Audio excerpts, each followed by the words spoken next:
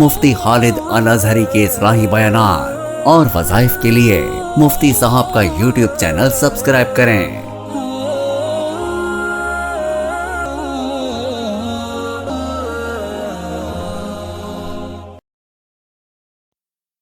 نحمده ونصلي ونسلم على رسوله الكريم اما بعد فاعوذ بالله من الشیطان الرجیم بسم اللہ الرحمن الرحیم۔ معزز ناظرین کرام، السلام علیکم ورحمۃ اللہ وبرکاتہ۔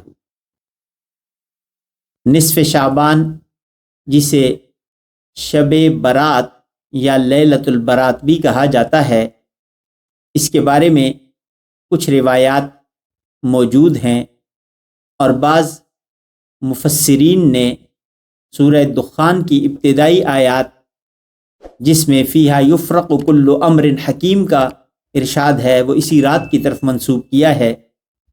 ام المؤمنین امی عائشہ صدیقہ رضی اللہ تعالی عنہا فرماتی ہیں کہ ایک رات میں بیدار ہوئی، پیارے آقا صلی اللہ علیہ وسلم حجرہ میں موجود نہیں تھے۔ میں انہیں دیکھنے کے لیے جو ہی باہر نکلی، چاندنی رات تھی، میں نے دیکھا کہ نبی کریم صلی اللہ علیہ وسلم جنت البقیع کی طرف سے آ رہے ہیں، کیونکہ یہ 15ویں رات تھی اور چاند کی روشنی مکمل ہوتی ہے اس رات میں۔ فرماتی ہیں کہ اس روشنی میں نے دیکھا کہ آپ صلی اللہ علیہ وسلم جنت البقیع کی طرف سے آ رہے ہیں۔ میں نے آپ سے پوچھا آپ کہاں تشریف لے گئے تھے؟ تو پیارے آقا صلی اللہ علیہ وسلم نے ارشاد فرمایا کہ عائشہ، تم نہیں جانتی کہ یہ نصف شعبان کی رات ہے۔ اس رات میں اللہ تبارک و تعالی بنو کلاب کی بکریوں کے بالوں سے زیادہ لوگوں کی مغفرت فرماتے ہیں۔ اس رات میں اللہ تبارک و تعالی سے مغفرت طلب کرنی چاہیے اور مرحومین کے لیے دعا کرنی چاہیے۔ میں اسی لیے بقیع گیا تھا کہ دعا کروں، اور اس کے بعد آپ صلی اللہ علیہ وسلم نے فرمایا کہ اس رات میں اللہ سے مغفرت طلب کرنی چاہیے۔ اس رات میں اللہ تبارک و تعالی بے شمار لوگوں کی مغفرت کرتے ہیں۔ اسی طرح سیدنا علی رضی اللہ تعالی عنہ سے بھی روایت ہے، سیدنا علی رضی اللہ تعالی عنہ بھی ارشاد فرماتے ہیں کہ اس رات میں نبی کریم صلی اللہ علیہ وسلم کے ارشاد کے مطابق اللہ تبارک و تعالی بے شمار لوگوں کی مغفرت کرتے ہیں۔ اس رات میں ہر ایک کی اللہ مغفرت فرماتے ہیں، لیکن چند بد نصیب ایسے ہیں جو اس رات کے اندر بھی اللہ کی اس مغفرت میں سے، اللہ کی معافی میں سے حصہ نہیں پا سکتے۔ وہ 7 قسم کے لوگ ہیں۔ ان میں سے پہلا فرمایا مشرک۔ اگر توبہ کر لے شرک سے تو اللہ معاف فرما دیتے ہیں، لیکن اگر توبہ نہ کرے تو اللہ تبارک و تعالیٰ قرآن کریم میں ارشاد فرماتے ہیں ان اللہ لا یغفر ان یشرک بہ ویغفر ما دون ذلک لمن یشاء، کہ اللہ ہر گناہ کو معاف کر دے گا اگر چاہے تو، نہیں معاف کرے گا تو شرک کو معاف نہیں کرے گا۔ دوسرا فرمایا، اس رات میں جس کی مغفرت اللہ نہیں فرماتے وہ والدین کا نافرمان ہے۔ والدین کے مقام کو اللہ تبارک و تعالیٰ نے بہت بلند رکھا ہے۔ اللہ نے قرآن کریم میں ارشاد فرمایا، فیصلہ کن ارشاد وَقَضَىٰ رَبُّكَ أَلَّا تَعْبُدُوا إِلَّا إِيَّاهُ وَبِالْوَالِدَيْنِ إِحْسَانًا، کہ اللہ نے فیصلہ فرما دیا، یہ فیصلہ آ چکا اللہ کے دربار سے۔ اس دنیا و آخرت کے سب سے بڑے دربار سے فیصلہ آ گیا، سب سے بڑی عدالت سے یہ فیصلہ آ گیا کہ عبادت ہے تو صرف اللہ، اور وَبِالْوَالِدَيْنِ إِحْسَانًا، والدین کے ساتھ احسان کرنا۔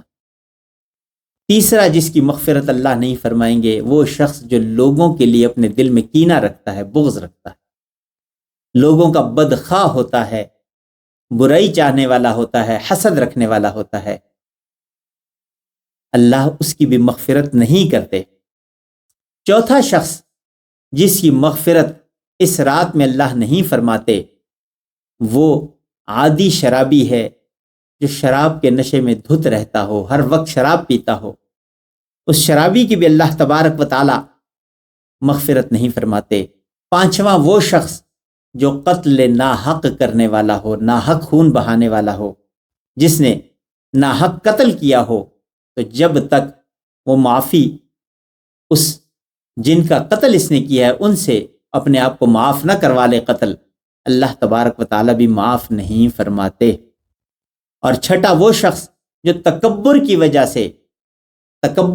سے اپنی شلوار کے پینچے کو لٹکائے رکھتا ہے، اس کی ازار وہ ٹخنوں سے نیچے ہوتی ہے، اللہ اس کی طرف بھی نظر التفات نہیں فرماتے۔ اور چھٹا وہ شخص جو چغل خور ہو، لوگوں کی چغلیاں کرتا ہو، ایک کی چغلی دوسرے کو، دوسرے کی تیسرے کو، اس طریقے سے چغل خور کی بھی اللہ مغفرت نہیں فرماتے۔ باقی اس میں اللہ تبارک و تعالی ہر ایک کو معاف فرما دیتے ہیں۔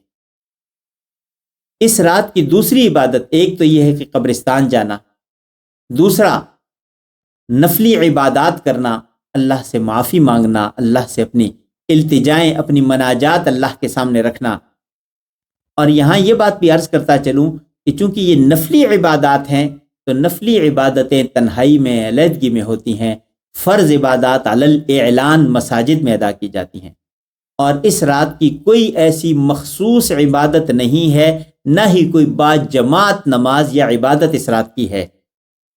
انفرادی عبادات ہیں، کچھ بھی کریں، کثرت سے استغفار کریں، نوافل ادا کریں، اللہ سے دعائیں مانگیں، یہ سب عبادات اس رات میں کی جا سکتی ہیں۔ اور اس رات کے بعد کا جو دن ہے اس کا روزہ رکھنا یہ تو نفلی عبادت ہے، لیکن اگر سنت پہ عمل کیا جائے تو آپ صلی اللہ علیہ وسلم، جیسے کہ نبی کریم صلی اللہ علیہ وسلم کی عادت مبارکہ تھی، ہر پیر ہر جمعرات کا روزہ رکھا کرتے تھے، اور ہر مہینے ایام 20 کے روزے آپ صلی اللہ علیہ وسلم کا معمول تھا۔ ایام 20 کہتے ہیں چاند کی 13، 14، 15۔ تو جو عمل کرنا چاہے وہ ان تینوں دنوں میں 13، 14، 15 کا روزہ رکھ کے سنت پہ عمل کر لے گا، جس کی اہمیت نفل سے کہیں زیادہ ہے۔ نبی کریم صلی اللہ علیہ وسلم کی سنت کی مہر اس پہ لگی ہوئی ہے۔ اللہ تبارک و تعالیٰ سے دعا ہے کہ وہ رب عظیم ہمیں سنتوں کو اپنانے والا بنائے اور وہ اعمال کرنے والا بنائے جو اللہ کی رضا کا باعث ہو۔ اگر ان 7 لوگوں جن کا تذکرہ ہوا ہم میں سے بھی کوئی ان گناہوں کا مرتکب ہونے والا ہے تو اس سے پہلے ہی توبہ طائب ہو جائے اور صدق دل سے اللہ سے توبہ کر لے، اس لیے کہ التائب من الذنب کمن لا ذنب لہ، یہ میرے نبی صلی اللہ علیہ وسلم کا ارشاد ہے کہ گناہ سے توبہ کرنے والا ایسا ہے جیسا اس نے گناہ کیا ہی نہیں۔ اس رب عظیم سے دعا ہے کہ اللہ تبارک و تعالیٰ اس موقع کو ہماری مغفرت کا ذریعہ بنائے اور ایسی عبادات کرنے کی توفیق نصیب فرمائے جو نبی کریم صلی اللہ علیہ وسلم کے طریقے کے تابع ہوں، میرے نبی صلی اللہ علیہ وسلم کی سنت کے ساتھ وابستہ ہوں۔ زندگی باقی، ملاقات باقی، وآخر دعوانا ان الحمدللہ رب العالمین۔ یہ ویڈیو مفتی خالد صاحب سے مزید رہنمائی، وظائف اور اسلامی مسائل کے حل کے لیے ہمارے چینل کو سبسکرائب کریں، بیل آئیکن دبائیں اور دین کی روشنی اپنے دلوں میں جگائیں۔